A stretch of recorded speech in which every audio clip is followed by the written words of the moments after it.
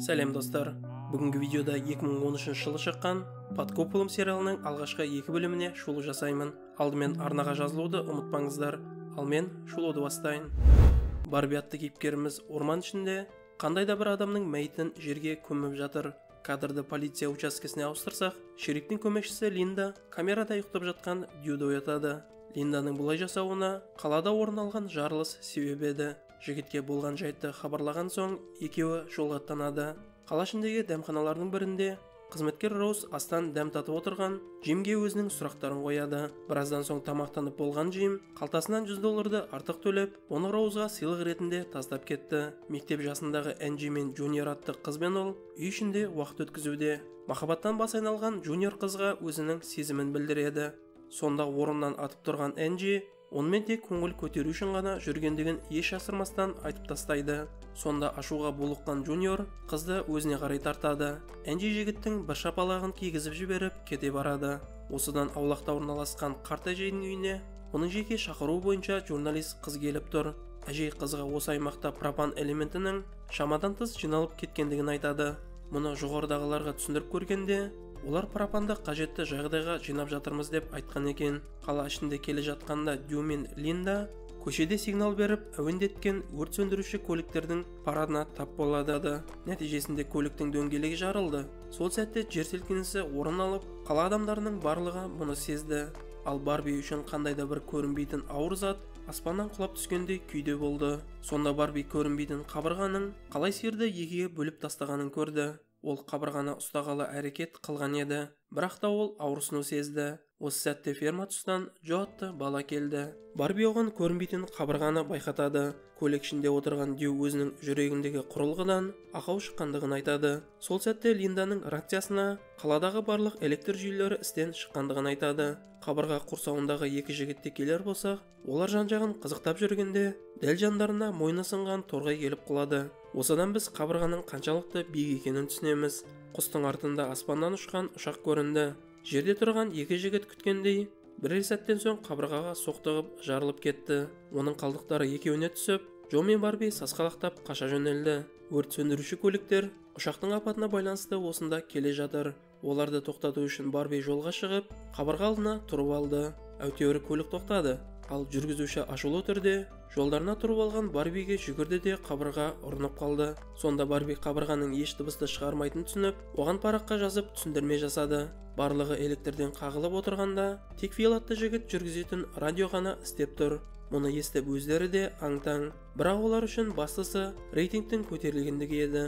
Біздің екі шерифте ұшақ құлаған аймаққа келді. Линда өрт сөндіруші көлігін қабырғаның арғы бетінен байқап, өзінің күйеуін адамдар арасынан іздей бастады. Екеуі бірін-бірі байқап, қабырғаға жақындағанда қолдары тоқ күшін сезеді де, қанша сөйлесе де ештеңе естілмейтіндігін түсінеді.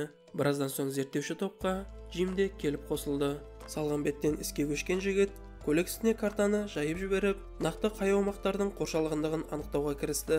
Осыдан соң полиция барлық жолдарға блокбекеттер қойып, радио арқылы барлық көліктерді тоқтатуға шақырды. Мұның себебі көлік соқтығысының алдын алу еді. Барби жанына бір әйелді алып, орман ішіндегі қабырғаның қай аумақтарда орналасқандығын анықтаймын деп кетті. Қала ішіндегі Каролиндер отбасы өздерінің жасөспірім қыздарын қала шетіндегі лагерге апармақ еді. Басқалардан өздерін биік санайтын олар көшеде сигнал беріп жүрген шерифті байқап, миымызды аштады деп барынша оның көзіне түспей қаладан шығуға тырысады. Джоля мен Барби орман ішінде белгісіз бір үйге жолығып, қатты жараланған қызды тауып алады. Хабарландыру құралы ретінде радионы пайдаланған полиция қала тұрғындарына қазіргі жағдайды түсіндіріп, барынша сақтануға шақырады. Осы уақыттарда Каролина жанұясы орман ішіндегі жолмен келе жатыр. Полицияның хабарландыруын жанұя толық естігенімен радионы лақтырып жіберіп елемей қоя салады. Жолда келе жатып олар жүк көлігінің қалай қабырғаға соқтығысқандығын байқады да, өздері тоқтап шешімдерінің дұрыс еместігін түсінеді. Сол сәтте Нора жерге құлай кетіп, жынданған күйі алқызыл жұлдыздар айналамыздан құлайды деп айтумен болды. Джо бала үйіне келіп, Энджи мен ата-анасының қайда кеткендігін сұрайды. Сәлден соң бала олардың қалаға кеткендігі туралы жазылған хатты тауып алады. Джули мен Барби жаралы қызды ауруханаға әкелді. Мұнда жараланған адам саны өте көп. Барлығы апыр-топыр өз қызметтерін атқарып жатқанда, Джули өзінің күйеуінің қайда екендігін сұрайды. Күйеуінің әріптестерінің айтуынша, ол жұмысқа келмегелі бірнеше күн болған екен. Қабырғалар бөлген аумақта нағыз шу орын алуда. Мұнда қарапайым халықтан бастап қарулы әскерге дейін жиналған екен. Барби темекісін шегіп қойып тұрғанда, оның жанына Энджи келеді. Екеуінің әңгімесі қабырғалар жайлы болса да, Джуниор бұларды сырттай бақылап, қызғаныштан өле жаздайды. Түнгі уақытта Дью Джиммен жолықты. Шериф қабырғалардың шығу себептеріне тікелей пропанды кінәлайды. Ал Джим қала басшысы ретінде бұл айыптан басын алып шыққысы келді. Сонда ашулы тембермен шериф, сен жауапкершілікті мойныңа алып, пропан мөлшерін қадағалау керек болатынсың дейді. Жымиған күлкісімен Джим, шерифке сенің жүрегің әлсіз деп ашуланба деп қойды. Барби жігіттің жағдайына келер болсақ, әлденеге кінәлі болғандығын бізге аңғартқандай ол қашуға дайындалуда. Жүктерін жинап қаруын оққа толтырып, қозғалғалы жатқанда есігінің алдынан Джуниор шығады. Кішкентай патсаның әңгімесін айтқан Джуниор, менің қызыма жолағаның үшін қазір таяқ жейсің деп өз сөздерін бітіреді. Алайда Барбидің онсыз да проблемасы жетеді. Сондықтан қазір бұл мұрынбоқпен айтысуға да зауқы жоқ. Сол уақытта Джули да осында келе қалды. Қыздың айтуынша оның күйеуі із-түзсіз жоғалып кеткен. Түнгі уақытта қаланың қыдырымпаз жасөспірімдері бірігіп, көпірде сауық кешін ұйымдастыруда. Сонда Бен атты жігітпен оңаша сөйлесіп кеткен Джо, Нора секілді жерге құлап, дәл соның айтқан сөздерін қайталап сандырақтайды. Үйінде отырған Энджидің ту сыртынан Джуниор шыға келіп, қызды мойнынан қылқындырып, құрсауына алуға тырысады. Жігіттің қысымынан сытылып шыққан Энджи есікке қарай ұмтыла бергенде, Джуниор соңғы сәтте қызды ұстап қалып, оны жерге құлатады. Салдарынан Энджидің басы соғылып талып қалды. Қызды өлтіріп алдым ба деп шошып кеткен Джуниор, мен бұлай болғанын қаламадым деп өз-өзіне ақталады. Қала тұрғындарының барлығы дәмханаға жиналып, бүгінгі күнді талқылауда. Есікті ашып кірген шериф бүгінгі оқыс оқиғадан 20 адамның қаза тапқандығын айтады. Оған қоса қауіп әлі де нақтыланбады. Тұрғындар мұны қасақана жасалған іс болса ше деп сұрайды. Дью сабырлы түрде мемлекет билігі барлығын анықтайды деп жауап береді. Энджи есін жиса, Джуниор оны жертөлеге қамап қойыпты. Жігіттің есі ауысып кеткендей, болмайтын сұрақтарды қызға қойып, оны қорқытады. Энджидің қолынан айқай салудан басқа ештеңе келмеді. Жертөле есігін жауып, Джуниор сыртқа шыққанда, оның әкесі Джим көріп қалады.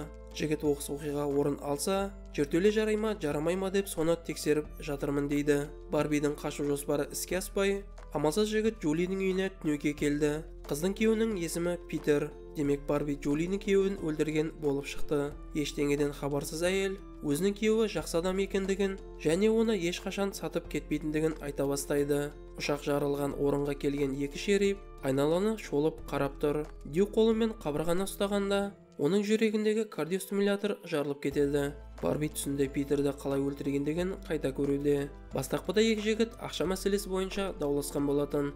Кейін Питер өз қаруымен Барбиді қорқытқанда, ол жігітті қарусыздандырып төбелес ашады. Ал қараусыз қалған қару атылып кетіп, Питер өлім құшады. Ұйқыдан оянып кеткен Барби өзінің бойтұмары Питерді жерлегенде түсіп қалғандығын есіне түсіреді. Линда Дьюдің құрылғысы атылып кеткендігін басқаларға айтты. Солай сағат ұстаған қолмен қабырғаны ұстап көрген еді. Бірақ ештеңе болмады. Кейін шериф өз ойымен түйін шығарып, қабырға батарейкамен жұмыс жасайтын құрылғыларды істен шығарады дейді. Бен мен Джо болса, қабырғаның жанынан жер қазуда. Бұлай жасаудағы мақсаттары қабырғаның қай тереңдіктен аяқталатындығын білгілері келді. Роздың дәмханасының жарық шамдарын дұрыстап беріп жатқан Джимге Линда келіп, Дьюдің қаза тапқандығын жеткізеді. Қамауда жатқан Энджи өзіне Джуниор тамаға келгенде бастапқы есіктен сытылып өтіп қашпақ болады. Бірақтан сыртқа шығар есік құлыптаулы екен. Джуниор қызды одан бетер ұстап, оны кісендеп тастайды. Ал Энджи қолыққа басып, мен аурумын, мені ауруханаға апар деп еді. Джуниор Барбидан қауіптенгендей, қызды осында қалдырамын деп шешті. Бұл уақытта Джим мен Линда бірігіп, қаза тапқан шерифтің денесіне келді. Оны көріп, жылап қоя берген Линда Дьюдің өзіне туған әкедей болғандығын жеткізеді. Содан соң Линда Дьюдің өзінде тығып ұстап жүретін құжаттары жайлы білем екендігін сұрайды. Джим кібіріктеп, естімеппін деп жауап берді. Осы сәтте бөлмеге Лестер кіріп келді. Линда шығып кеткен соң, Джим ашулы түрде Лестерді жағадан алып, неңемәсін деп оның бетіне жекіп жібереді. Айта кетсек, осындай апатты жағдайдың орын алуына Лестердің де қатысы бар болатын.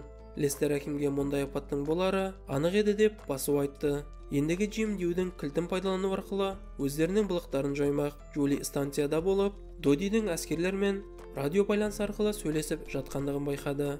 Кеңсеге келген Линда әкімнің Дьюдің үстіндегі құжаттарын қарап жатқан жерінен түсті. Ақталу үшін Джим шерифтің жеке бас мүліктері жайлы құжаттарды қарап жатырмын дейді де, өз мүліктерін Линда саған тастап кетті деп хабарлайды. Мұны естіп Линда көзіне жас алып, жылап қоя береді. Өзіне қажетті құжатты шерифтің жұмыс үстелінен таппағанына қынжылған әкім көлігіне қайта жайғасып бар ашуын Лестерден алады. Доди сырттағы әскерлермен байланысу арқылы қаланың көрінбейтін кедергілердің қоршауында қалғандығы жайлы хабарды естиді.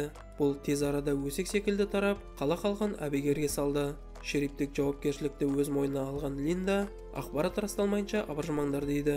Ал Пол атты шериф қала халқының сұмдық ақпаратты естуіне дайындала берейік дейді. Бен мен Джо ғалымдардың кедергі су шашып тест жүргізіп жатқандығын көрді.